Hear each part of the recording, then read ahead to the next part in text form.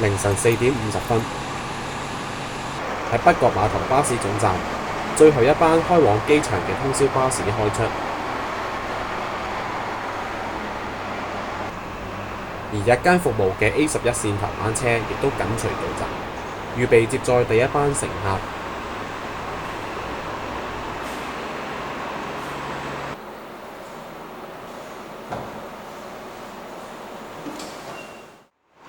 呢一班頭班車嘅司機叫 Benjamin， 今年23歲。喺呢一日 ，Benjamin 揸嘅 A11 號線由北角開往機場，同一般巴士司機有啲分別。Benjamin 喺港大學士畢業，今年只有23歲，而家做緊兼職巴士司機。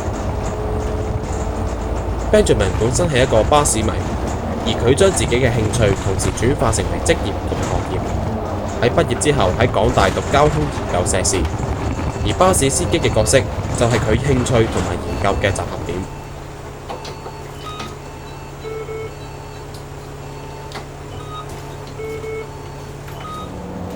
呢一日 Benjamin 揸嘅係頭班車，由天黑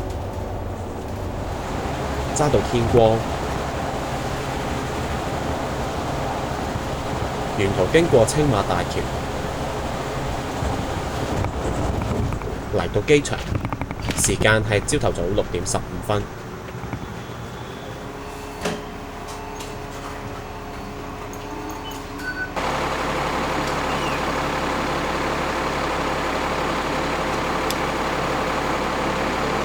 Hello，我係 Benjamin，今年23歲。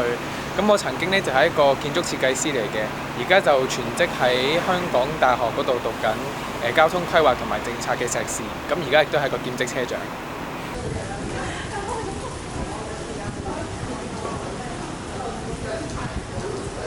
嚟到晏晝 ，Benjamin 完成早更巴士司機嘅任務，着住成班嘅制服返到港大，身份就變成一個大學碩士生，準備上傍晚嘅課堂。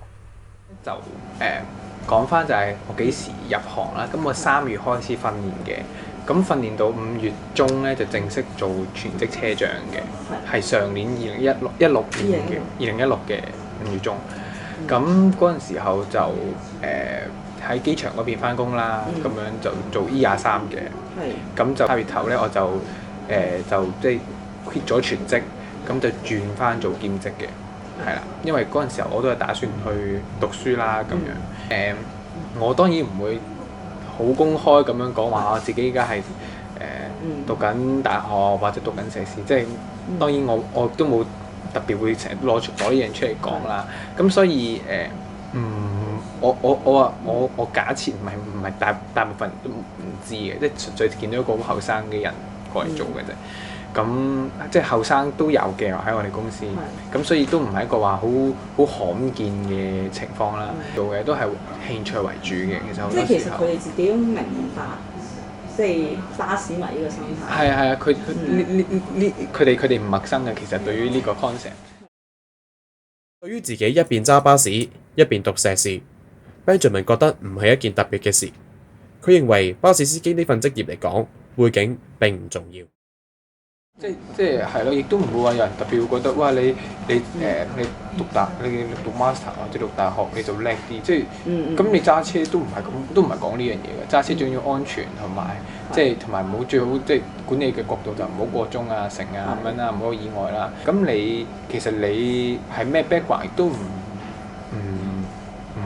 一定係有嗰個好大，即係大家人諗住嗰個落差。其實人哋都係當你係一個車長啫嘛。其實去到最後，咁你對住同太啫嘛。其實你根本你嘅工作嗰8個鐘或者10個鐘，其實你有5、6個鐘都係對住同太，跟住1個鐘去食飯。你根本好少時間同其他人相處。所以其實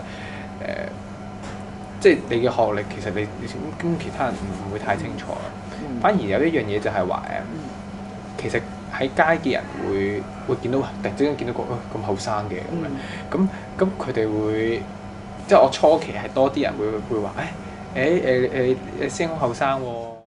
相比起職業嘅性質 ，Benjamin 話屋企人更加擔心嘅係佢嘅安全同埋作息。其實我都同其他人一樣啫，即係亦都唔需要自我膨脹或覺得我我應該係即係咯叻個人或者點咁樣噶嘛。屋企人又即係都冇乜好大意見嘅，即係對我嚟講啦嚇，即係可能你哋會覺得喂個仔突然之間有大好前途喎，有建築師你唔做，走去揸巴士，冇即係覺得好似即係就算佢口入邊唔係話反對都好，心入邊都可能覺得嘥咗啲喎。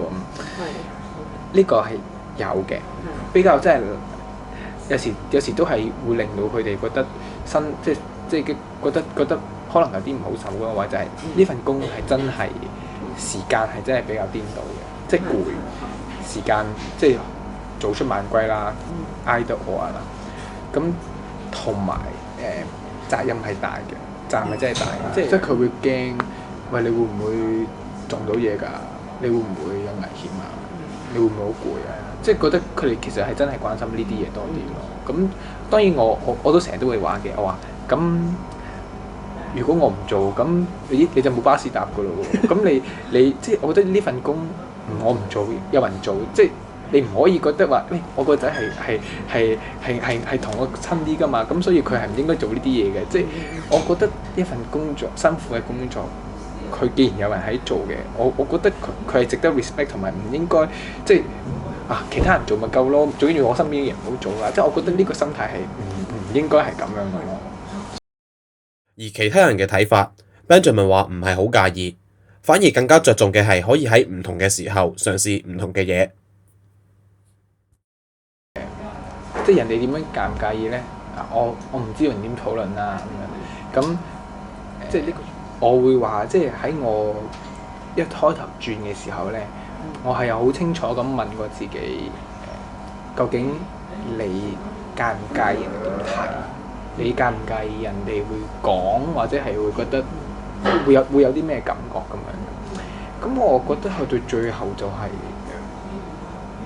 如果人就咁樣一路行嘅話，又好似有啲悶，即係好似即係咁樣係啊，就好似好理想，大家都覺得係咯，穩定啊，又即係基本上你肯捱得㗎咯。咁但係我又覺得係咯，即係想喺唔同階段試下做唔同嘅嘢，呢個喺呢一刻會比較係我嘅睇法咯。我冇 expect 佢嗰一樣嘢咧，就係原來其實呢份工作啦嚇，或者其實呢個行業都係有一個好大嘅 satisfaction 喺度，即係對我啦嚇，即係可能有啲人係當係一份工啫，咁呢份工我咪做咯，即係做好個本分就 OK。咁我會對自己嘅 expectation 多少少嘅咁樣咯。咁我會想個服務會我自己啦 personally 個服務可以做得好啲咁樣嘅一個管理或者做一個規劃嘅人咧，唔可以太離地嘅，即係唔可以我之前即係唔可以喺地圖上面畫線啦。我覺得而好多時候就即係你問我係咪一個 stepping stone 或者係咪一個即係係咪一個起步點？咁對我嚟講係嘅。我覺得如果你真係中意一樣嘢，或者想做好一樣嘢嘅話，咁其實你喺邊一個行業都應該可以去到一個即係所謂啦嚇高啲嘅位置。我自己係咁諗嘅，所以我覺得即係最緊要係你中意嗰樣嘢，同埋你堅持佢咯。我都有啲嘢我依家揾緊嘅咧，就可能都係往翻巴士公司入邊做前線嘅指導嘅工作，即係可能揾督察嗰啲去試下去做，咁亦都可以從另一個角度去睇呢個行業咁樣。咁係希望喺一個有多啲嘅 picture 之下，去再 review 究竟自己中唔中意啦，亦自己適唔適合啦，同埋究竟自己想唔想繼續落去咁樣。你覺得你自己係咪一個忠實嘅巴交？我唔係嘅，我唔係嘅。由讀建築到揸巴士，到讀交通規劃碩士 ，Benjamin 似乎都同巴士結合不解之緣。佢就同年輕人講，後生應該多啲嘗試，亦都可以俾多啲選擇自己，但係最重要就係要為自己嘅選擇而負責。浸會大學記者曾建科報導。